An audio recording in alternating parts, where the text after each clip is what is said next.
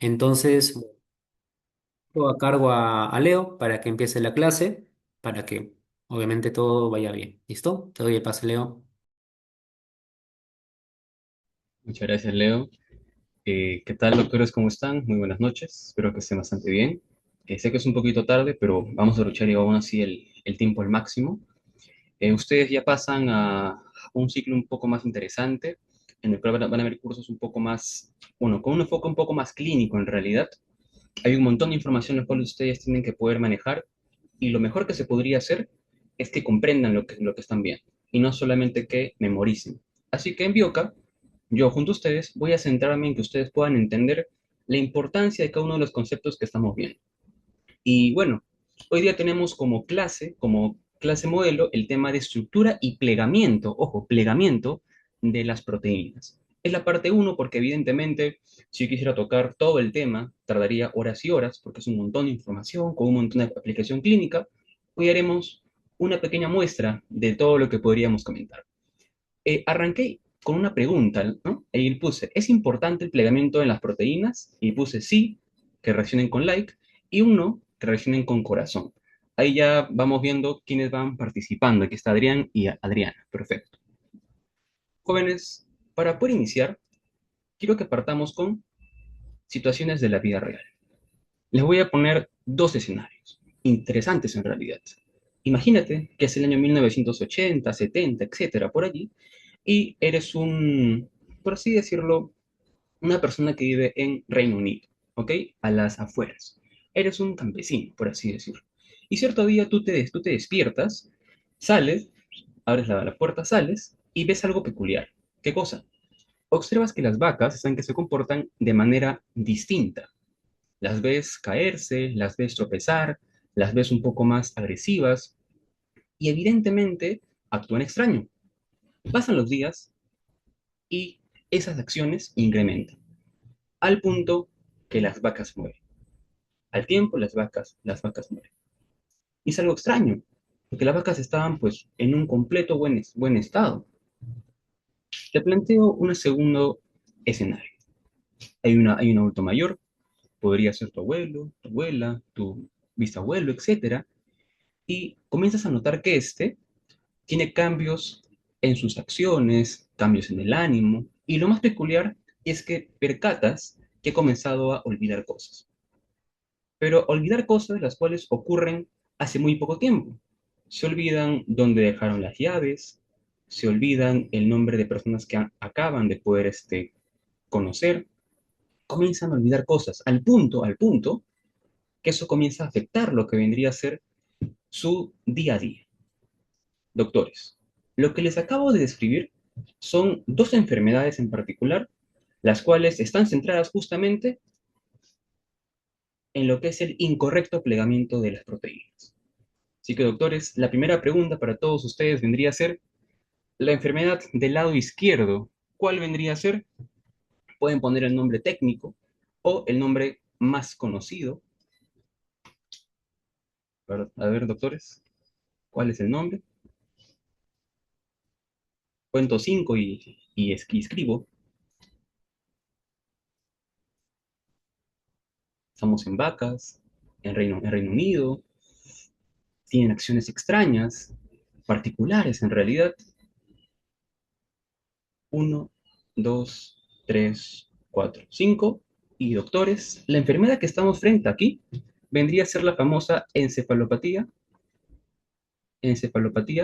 espongiforme bovina, o también conocida como la enfermedad de las vacas locas. En efecto, la enfermedad de las vacas locas tiene un fundamento. El fundamento vendría a ser un incorrecto plegamiento de las proteínas.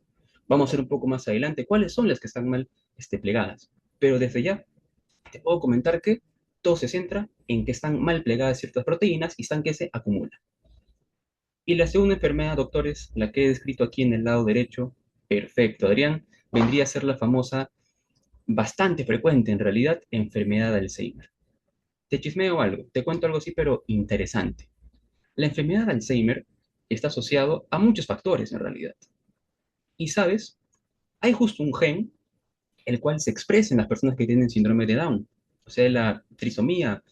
XXI, que justamente genera que las personas con síndrome de Down desarrollen lo que vendría a ser un Alzheimer precoz. Importante eso. Te voy a ir lanzando datos así como para que los tengas en cuenta. Así que algo muy frecuente sería Alzheimer precoz en personas con síndrome de Down. Así que, doctores, desde ya hemos planteado cómo es que las enfermedades no solamente van a ser causadas en realidad por una bacteria, un virus, sino también cómo es que nuestro propio cuerpo, al funcionar mal, al fallar algunos mecanismos, pueden desencadenar enfermedades. Y aquí te planteo dos ideas importantes, proteínas y plegamiento. Cabe resaltar que el tema de aquí vas a verlo en la semana número 3, que corresponde a estructura y plegamiento. Tu primera semana y tu segunda semana vas a ver todo lo que vendría a ser biomoléculas y tu semana 2 vas a ver lo que sería proteínas. Pero como yo quiero que me entiendas completamente, vamos a hacer un pequeño resumen de lo que sería proteínas. Un resumen rápido porque en realidad proteínas es un tema bastante amplio y con un montón de información. Así que, doctores, iniciamos con la parte de las proteínas y planteamos qué son. Vamos a decir que son polímeros. Doctores, ¿cuál es el monómero de las proteínas? Rapidito. El monómero es aminoácidos. Excelente, chicos. Hay que tener en cuenta algo. Las diferentes, bueno, polímeros, hay varios. Tenemos por ejemplo, respecto a lo que son los glúcidos, lípidos, etcétera, todos van a tener a su unidad mínima. En este caso, en el caso de los polímeros, vendrían a ser los aminoácidos. ¿Y sabes qué es lo importante y clave? Vas a verlo también en biolo, o bueno, ya lo has visto en biolo, van a estar presentes en todas las células, porque la maquinaria celular propia, el núcleo, va a poder producir, ¿qué cosa? Justamente aminoácidos importantes. Ten en cuenta ello. ¿Qué vamos a decir los doctores también? Van a ser macromoléculas, y en este caso van a ser las más abundantes. Planteamos que son las más abundantes porque van a estar en sí, en todas las células, y tendrán diferentes funciones. Planteamos productos finales de rutas de información y instrumentos moleculares para funciones biológicas. Ten en cuenta esto, las proteínas no solamente van a tener, por así decirlo, funciones generales, como podría ser estructural o demás.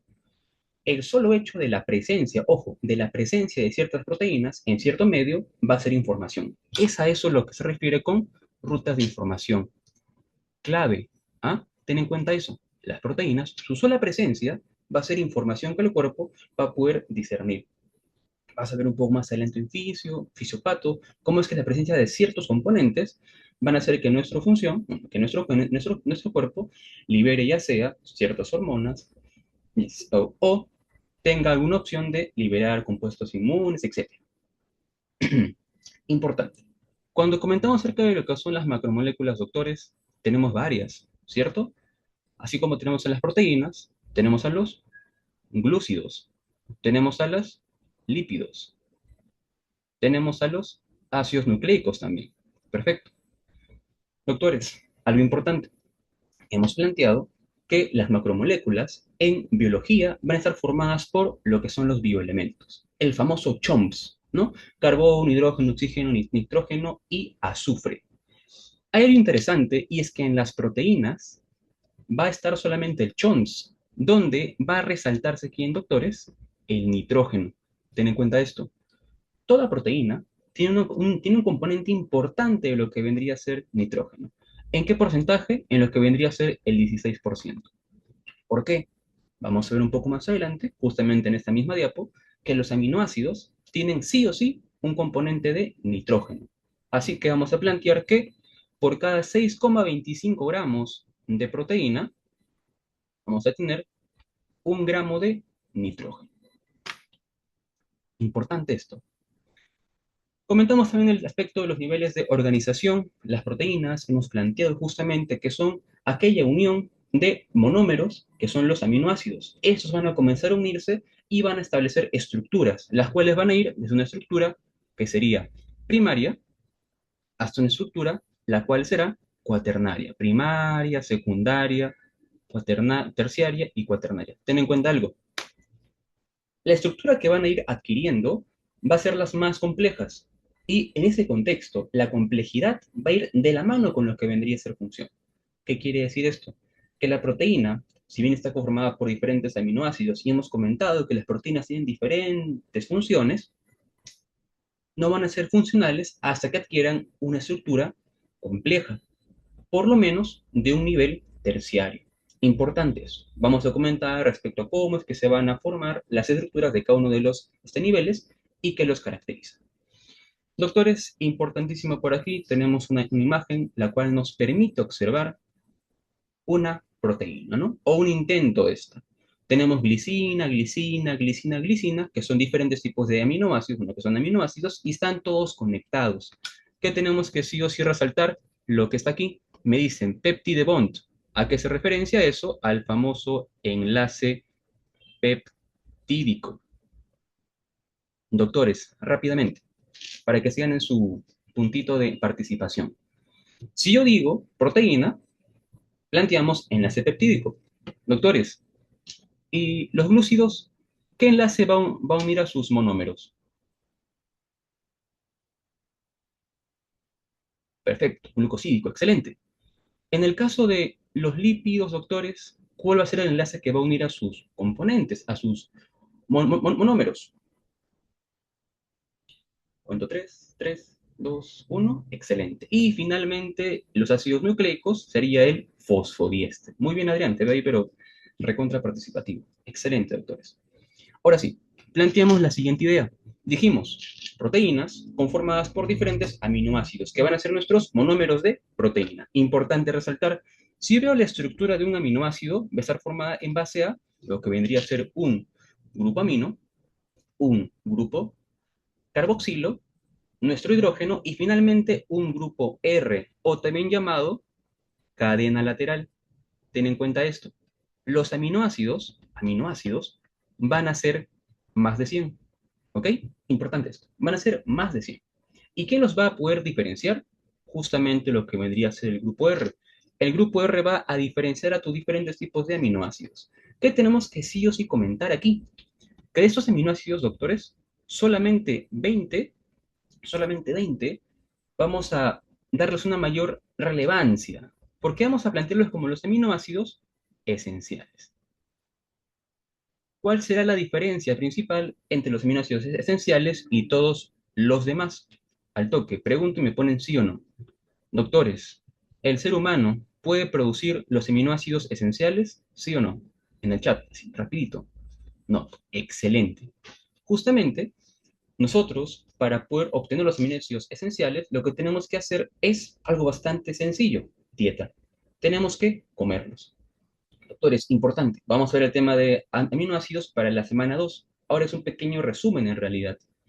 Pero dentro de los aminoácidos esenciales hay variados y van a estar divididos por diferentes grupos, ya sea por alguna característica propia de su cadena lateral o una característica en general, si son hidrófobos, hidrófilos, si es que tienen algún enlace doble, si es que tienen oxígenos, ciclos, etcétera. ¿Ok? Importantes. Al menos ahorita, ¿qué tenemos que sí o sí resaltar? Aminoácidos forman proteínas. Y como planteábamos, dijimos que si yo tengo un aminoácido con otro aminoácido, voy a formar toda una cadena de proteínas. Así los uno. Dijimos, doctores, que el enlace que los va a unir va a ser el famoso enlace peptídico. Peptídico. Así que yo podría indicarlo de la siguiente manera. Tengo un carbono, el cual va a ser central. Hemos comentado que el aminoácido es un carbono que tiene sus cuatro enlaces unidos a diferentes componentes. Ahí está. Su grupo carboxilo, ahí está. Y aquí podríamos su cadena R y aquí su H. Aquí está lo que vendría a ser el famoso aminoácido. Entonces, si que yo tengo otro aminoácido más, miren, vamos a hacer lo que vendría a ser el enlace peptídico. Aquí tengo otro aminoácido de esta manera. A ver cómo lo podemos poner. Sí, vamos a ponerlo así. Sí, ¿no? Sí.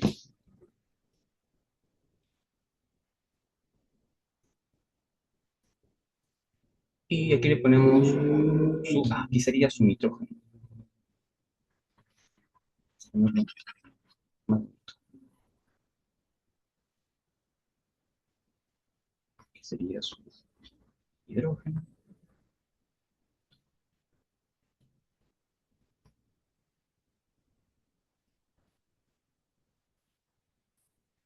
Ahí está, doctores.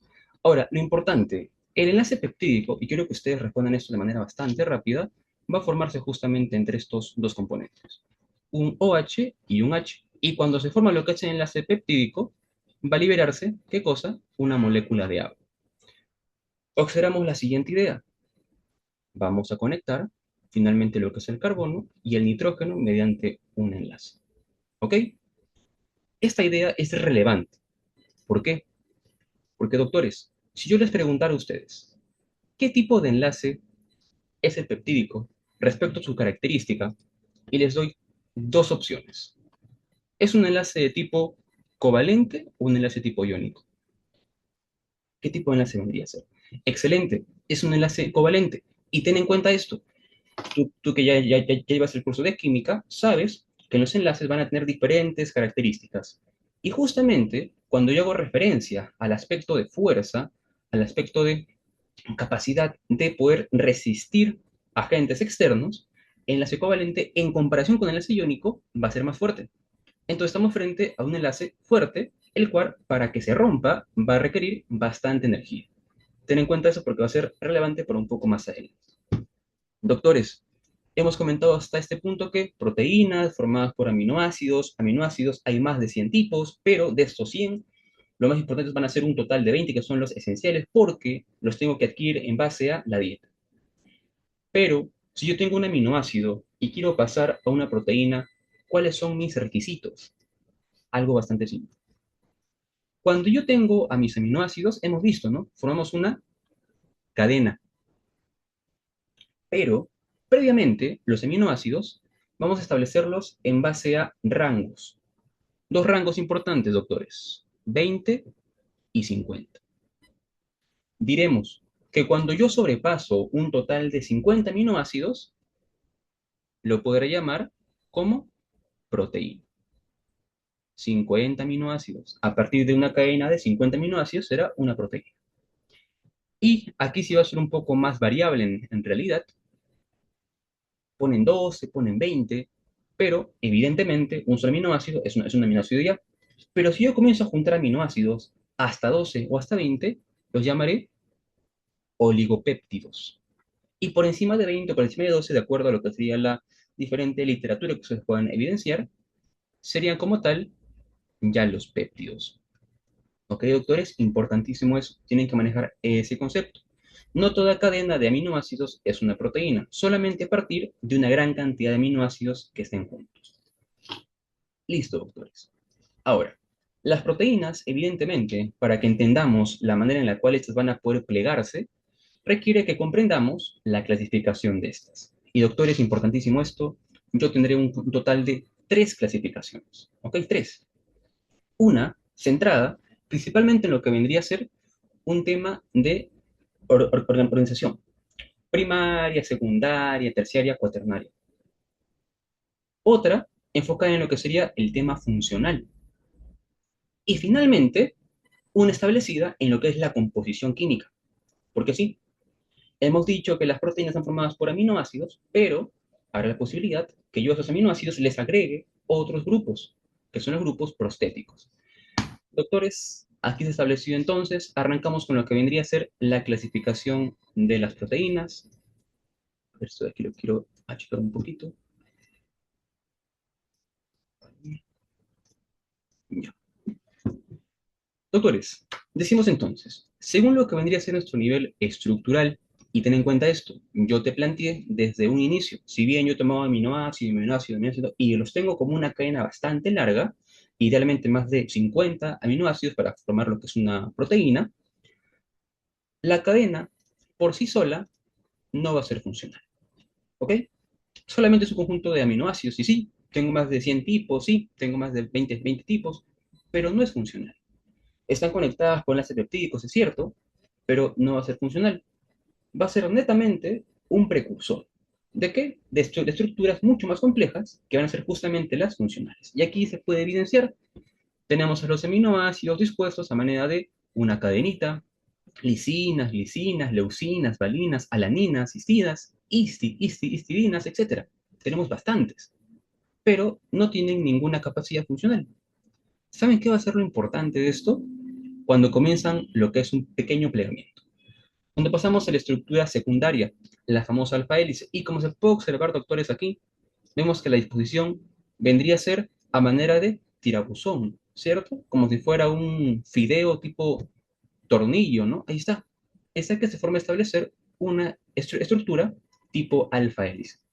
Y doctores, importante esto, tenemos en la estructura secundaria dos tipos de estructuras. El día de hoy voy a centrarme únicamente en la estructura alfa hélice, por dos motivos. Uno, es la más frecuente y dos, es la más interesante, por así decirlo, para poder explicar conceptos bioquímicos de acuerdo a los diferentes aminoácidos. Así que, doctores, vamos a partir de la siguiente manera, ¿ok? Vamos a una pantalla en negro y decimos, cuando yo tengo mi cadena de aminoácidos, ahí está nuestra cadena de aminoácidos, yo esta la puedo tomar y la puedo curvar, ¿ya? Imaginemos que le hemos curvado y que todos son diferentes aminoácidos. Doctores, cabe resaltar que cada una de estas bolitas hace referencia justamente a un carbono, que es el carbono central, el carbono quiral, conectado a su grupo carboxilo, conectado a su hidrógeno, a su amino y finalmente a su cadena lateral. ¿Ok? Cada bolita hace referencia justamente a esto, para que lo tengan en cuenta. Ahora, ¿qué va a suceder?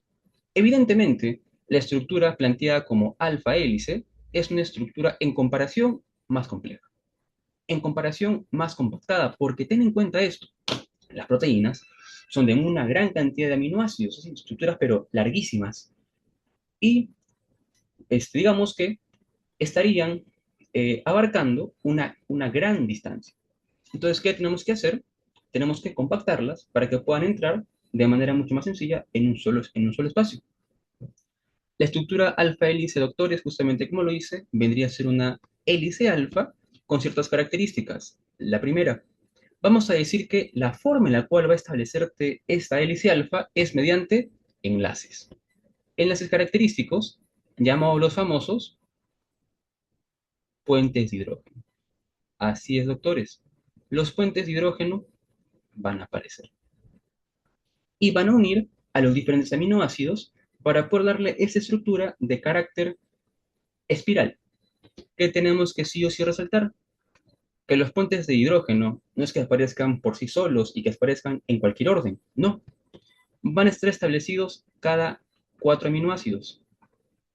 Y sabes que, que también va a ser importante, que cada una de mis espirales va a tener o va a estar establecido por 3,6 aminoácidos. ¿Qué significa esto? Que cada vuelta que damos tenemos 3 aminoácidos y una porción de uno. Y una vuelta más, 3, aminoácidos y una porción de uno más. Esto va a ser importante, esto va a ser clave. ¿Por qué?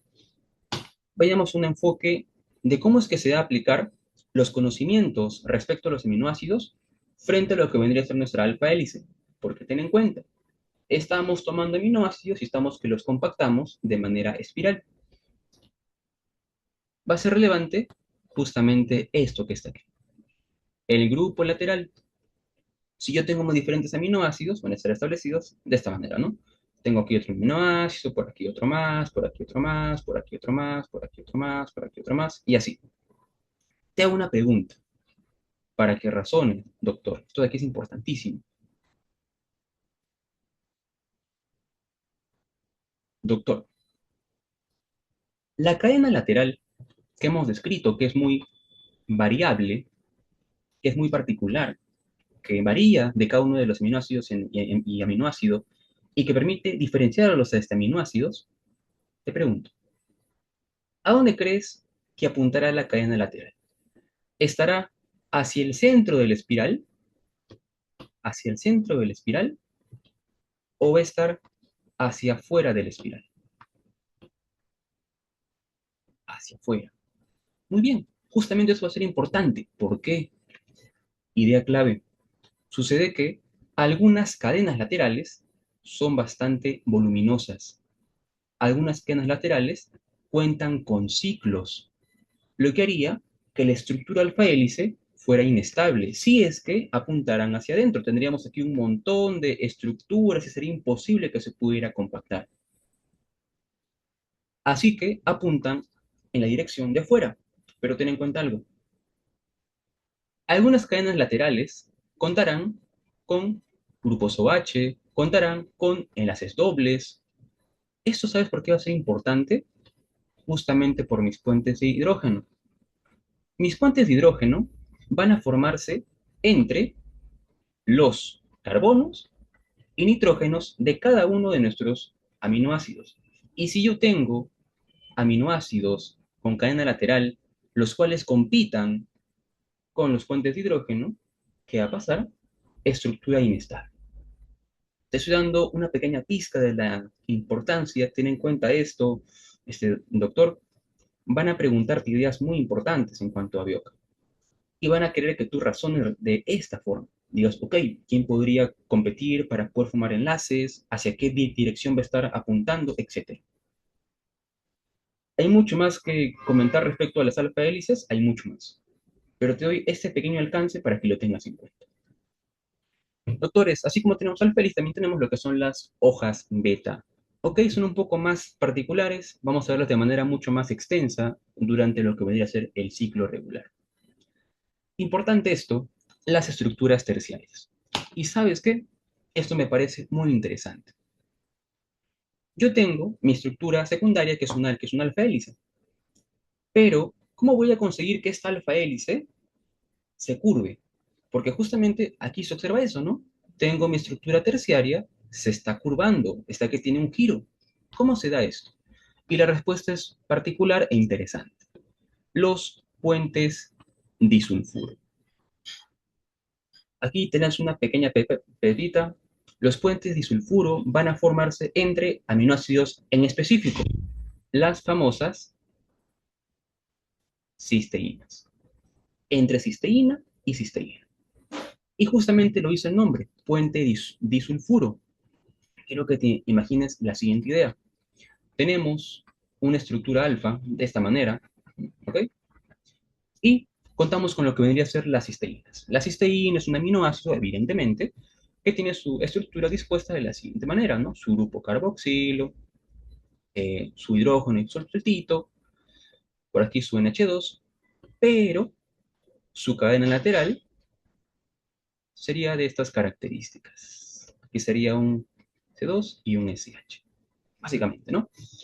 Lo más importante vendría a ser esto que está aquí, justamente el azufre. Así que imaginemos que tengo ya aquí todos mis puentes de hidrógeno dispuestos, ¿no? Que están que le dan estructura, estabilidad a esta estructura. Y por aquí aparece, ¿quién?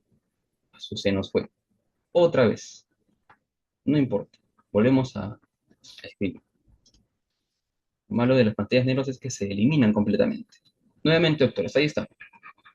Los enlaces dobles están formados por aquí y por allá. Hemos tenido ya a lo que sería nuestro aminoácido, la cisteína, y sabemos que la cisteína tiene aquí su SH, ¿ok? La cisteína está por acá y también está por aquí. Ambos tienen su SH. ¿Qué crees que va a pasar, doctor? En efecto, va a perder su hidrógeno y que va a formarse un puente entre estos dos azufres. ¿Qué va a hacer eso? Que mi estructura, de lo cual era lineal, básicamente lineal porque es un espiral, se curve de esta manera. Y ahí está, doctor. Hemos establecido justamente el famoso puente disulfuro que permite, es una de las estructuras que van a permitir los giros y el plegamiento para una estructura de carácter terciario. Interesantísimos, chicos. Listo. Puente disulfuros. ¿Qué más tenemos que sí o sí comentar? Estructura terciaria va a ser de carácter funcional. Van a comenzar a ser funcionales y tendremos dos tipos de estructura terciaria, la fibrosa y la globular. Vamos a ver sus características, sus diferencias también un poquito más adelante. Finalmente, doctores, la estructura cuaternaria y sería como tal el acoplamiento de diferentes estructuras de tipo terciario. Se van a acoplar por diferentes fuerzas, sea puentes de hidrógeno, sean fuerzas de Van der Waals, sean asociaciones, etcétera. Pero van a unirse en realidad. Y aquí te lo estoy estableciendo. Fuerzas estructurales de las proteínas.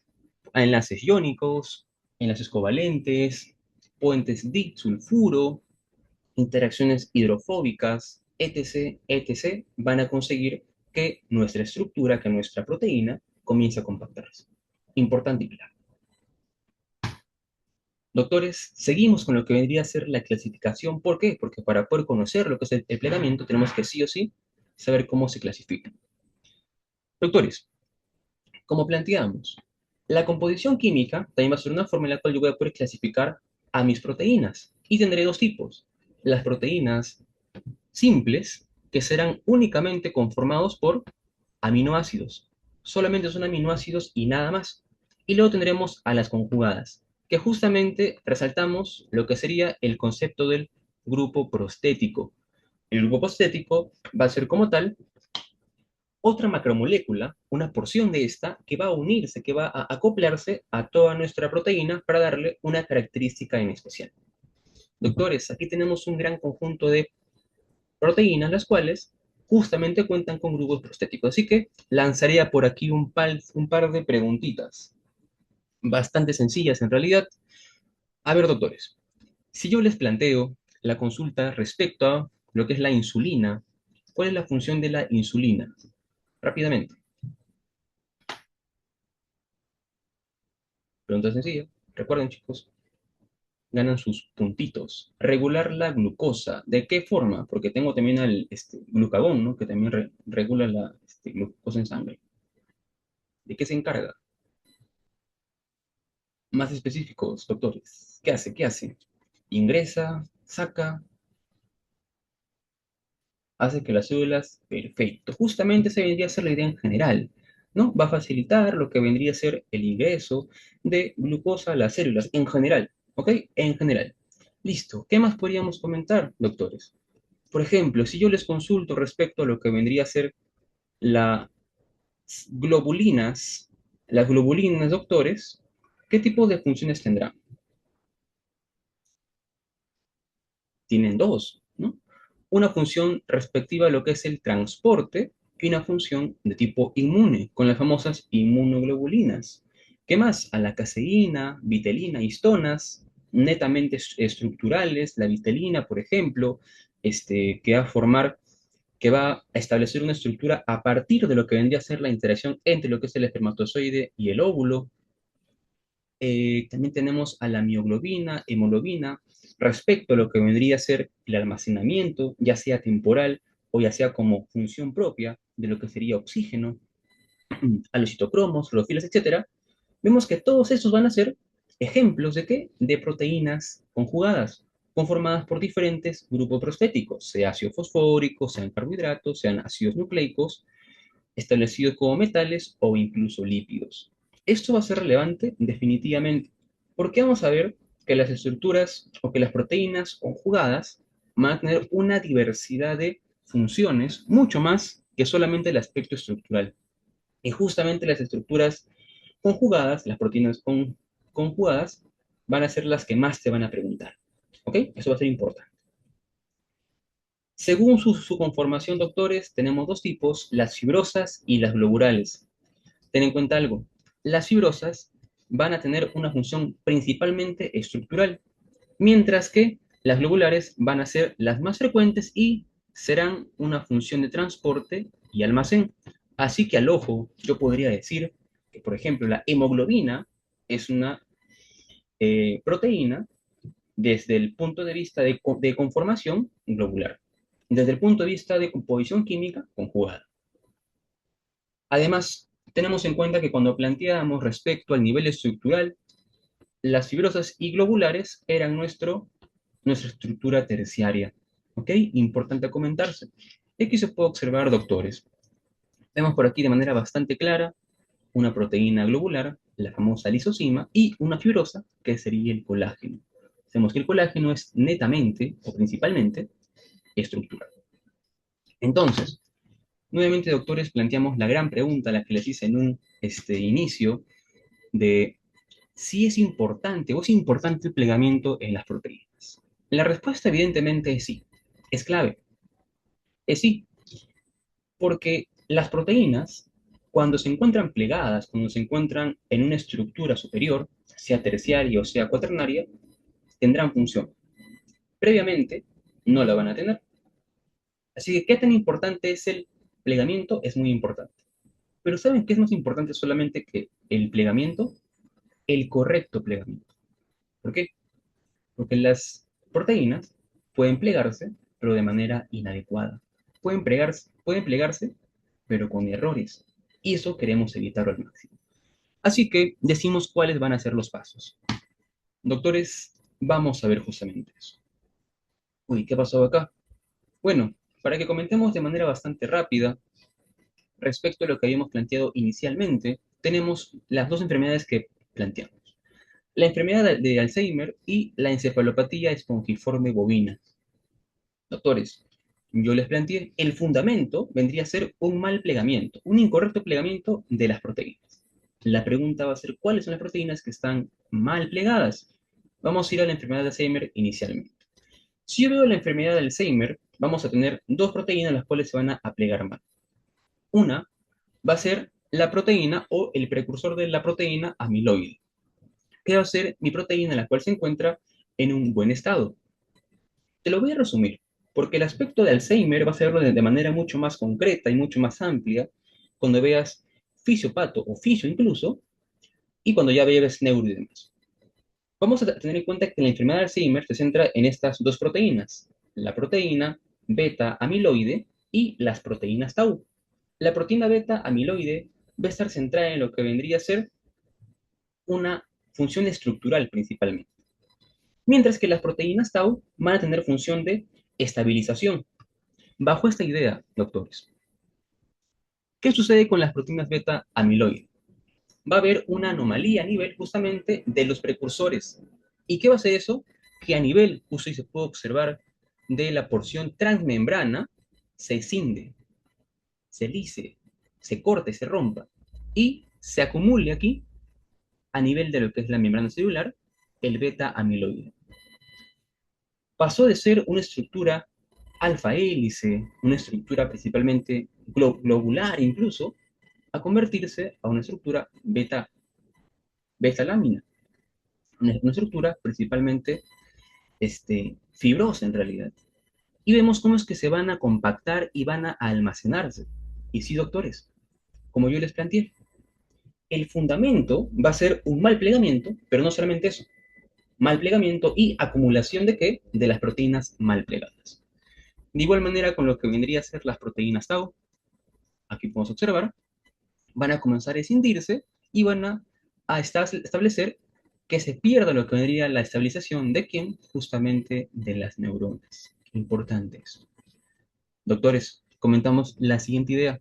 Como les decía, tipo de cambio de beta hélice a una lámina beta. ¿Cuál va a ser el tipo de este mecanismo de propagación? Aquí vendría a ser conservación conformacional y finalmente, ¿qué se va a acumular? Ahí lo dice, fibrillas de tipo amiloide. Si hacemos la comparación, doctores, con lo que sería la encefalopatía espongiforme bovina, la enfermedad de las vacas locas, la que les comenté respecto a que habían vacas, etcétera, todo se va a centrar en PRP, la cual va a pasar de una estructura principalmente alfa a una estructura beta. Vemos cómo es que está todo de manera espiral y se van a formar, ¿qué cosa? Diferentes láminas beta. Doctores, aquí está la idea clave. Está que se plega de forma incorrecta. Y ese plegamiento, ¿por quién debe estar mediado? Vamos a verlo en unos cuantos momentos. En pocas palabras, si uno quisiera identificar, no solamente desde un aspecto este, clínico, por así decirlo, en base a la semiología, ¿no? La enfermedad, sino quisiera corroborar que justamente se trata de una enfermedad de Alzheimer o una encefalopatía espongiforme bovina, ¿qué se podría hacer? Un aspecto histológico, ¿no? Cortes de lo que vendría a ser cerebro, cortes de lo que vendría a ser corteza justamente, y se vendría a observar, ¿qué cosa? Justamente esta acumulación ya sea de fibrillas amiloides o ya sea de placas y de ovillos.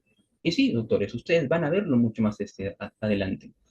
Probablemente en esto, si es que le dan un enfoque patológico, van a ver justamente la acumulación de estos agregados. Donde sí o sí van a verlo, va a ser en pato. Van a verlo sí o sí ahí. Diferentes láminas donde van a verse justamente la acumulación de estas proteínas mal plegadas. Doctores, pasamos ya casi para poder terminar. Como se los planteé inicialmente, una sesión un poco breve, en realidad, estamos que resumimos y damos lo más importante del tema de estructura y plegamiento. Ahora sí, pasamos a lo que es el plegamiento. Ustedes ya saben lo que vendría a ser una proteína, ya saben qué es un aminoácido, ya saben las características y los tipos de estructuras que hay y la clasificación. Hablemos de lo que es el plegamiento. Tenemos tres tipos de plegamiento. Y hoy día quiero comentarles acerca de uno que es, para mí, el más interesante, el modelo asistido. De todas maneras, voy a comentarles de manera un poco superficial y rápida respecto al modelo jerarquizado y al modelo alternativo. El modelo jerarquizado se caracteriza justamente por lo que hemos visto. Estructura primaria, secundaria, terciaria, cuaternaria. Y la formación, supuestamente, hasta cierto punto, espontánea de enlaces. Inicialmente puentes de hidrógeno para que se formen las alfa hélice, posteriormente puentes de sulfuro para que nuestra estructura se pueda girar, y la conformación de más enlaces, los cuales van a darle estabilidad. El modelo alternativo, centrado principalmente en lo que vendría a ser el desorden, un aspecto de entropía, que mientras menos este desorden haya, va a haber un plegamiento espontáneo, etcétera. Pero ¿saben qué es lo más relevante? El modelo asistido. ¿Por qué? Porque hasta este punto, doctores, hemos visto el enfoque de, ok, se produce lo que es el aminoácido, es una cadena, y yo la formo, listo. Tengo mi proteína plegada. Pero ¿qué pasa si es que mi proteína plegada se comienza a desplegar? Doctores, ¿eso cómo se llama? La famosa desnaturalización. ¿Cierto? Ahí está. Se plantea a esta como lo que vendría a ser el desplegamiento. ¿Y en qué condiciones va a darse? Condiciones de cambio de temperatura, condiciones de cambio de pH, condiciones de, digamos, afectación por algún compuesto químico. En pocas palabras, si uno usa como mecanismo de defensa, porque justamente eso es la fiebre, lo usa como mecanismo, entre comillas, de defensa, ¿no? Porque es una alteración, vas a verlo un poco más adelante en este fisiopato. Esa temperatura que incrementa va a afectar a quienes, a las proteínas de los agentes externos, ¿cierto? Y va a generar que se desnaturalicen. Y si estas se desnaturalizan, van a perder función. Uno. Pero si es que las proteínas del agente externo, sea bacteria, sea parásito, etcétera, se están desnaturalizando también nuestras proteínas. Ahí surge una gran pregunta. ¿Quién va a estar presente para evitar que nos ocurra eso? A ver, doctores, les lanzo esa pregunta a todos ustedes, al chat, rapidito. ¿Quién va a evitar que nuestras proteínas se desnaturalicen?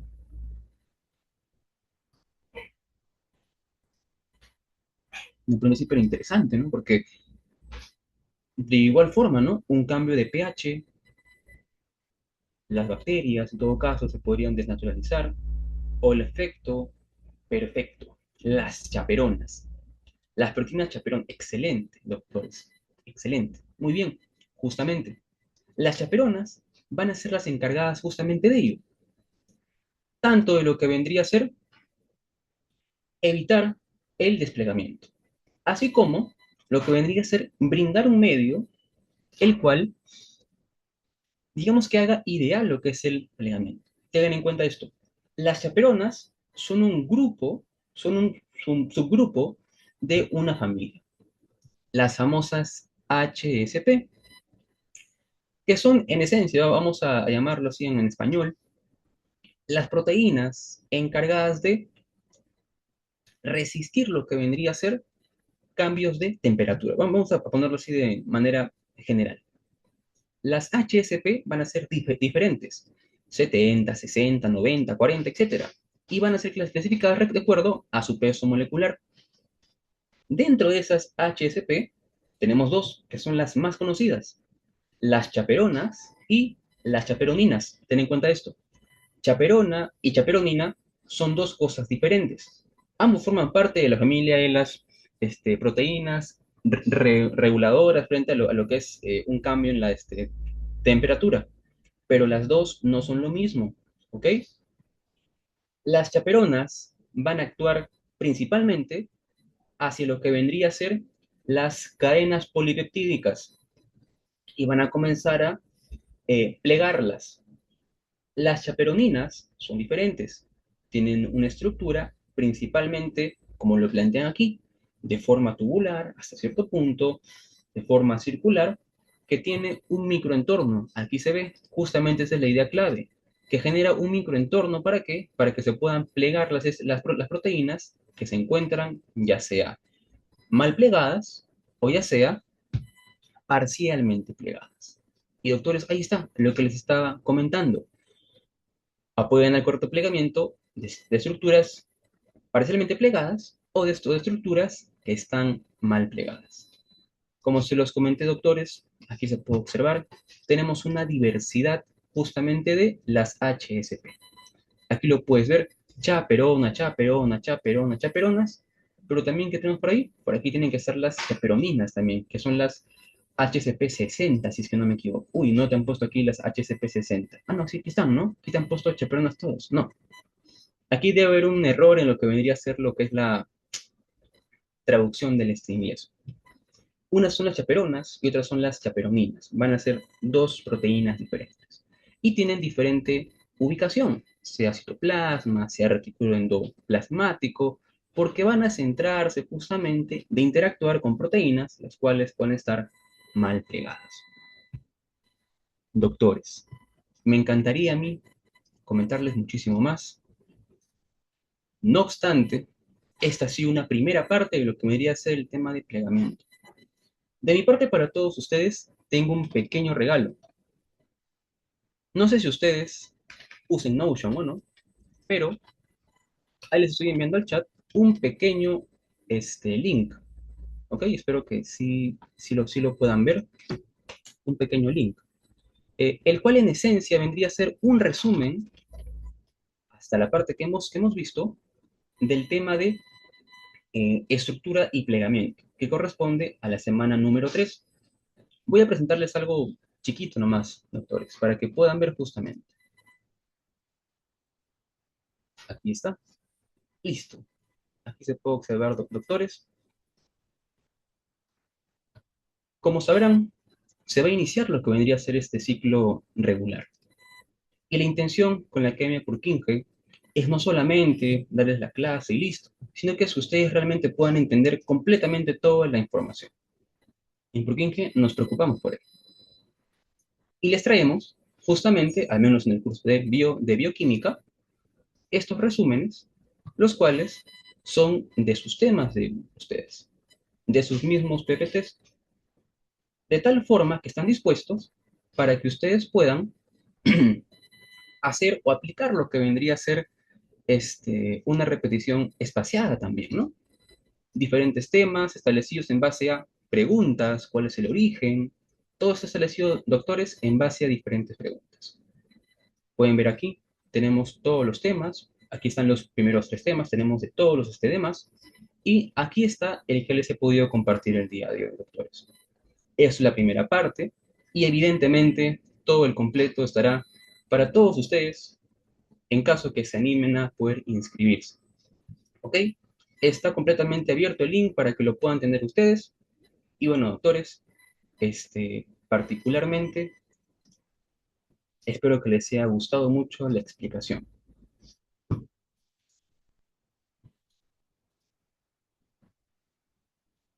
Ay, Bueno, chicos, bueno, agradecerte, Leo, por la excelente clase que has dado, la verdad, muy ameno. La verdad se entendió muy bien. Yo también estaba recordando cosas de Bioca porque ya hace tiempo que no lo estaba viendo. Pero no, muy bueno. Y como podrán darse cuenta, Leo es excelente. domina muy bien el área de química, bioquímica, y obviamente este pequeño, ¿cómo decirlo? Plus que le da la academia en la parte bioquímica son obviamente estos resúmenes, ¿no? Que obviamente le va a servir mucho para, obviamente, poder complementar la parte teórica, la parte práctica, que les va a ayudar bastante en sus clases. ¿Ok, chicos? Bueno, la verdad que ha estado todo muy bien la clase y he estado apuntando las participaciones, ¿ok? Y si hay un ganador de una beca y hay dos de media beca. Y es lo que han estado participando constantemente. El de la beca, ¿listo? Es Adrián Durán, ¿listo, Adrián? Él ganó la beca de lo que viene a ser Bioki, ¿ok? Felicitaciones, Adrián, la verdad, te va a servir mucho a las clases, ¿listo? Te va a servir bastante, te va a servir para obviamente todo el ciclo. Recuerden que es un pago único, perdón, sigo. De ahí las media becas es para Adriana Maite, ¿listo? Adriana Maite se ganó la media beca junto con Diana Ponce, que no lo ven acá, pero me está escribiendo por privado, ¿listo? Porque ahí, para avisar que no hay trafa, me está escribiendo por privado Diana Ponce y es ganadora de la media beca, ¿listo? Bueno, Diana Ponce, puedes escribir en el chat, porque no piensen que estoy bueno, ahí en el chat general. Listo, ahí está. Bueno, son los ganadores de la media beca, porque chicos, la verdad, felicitaciones.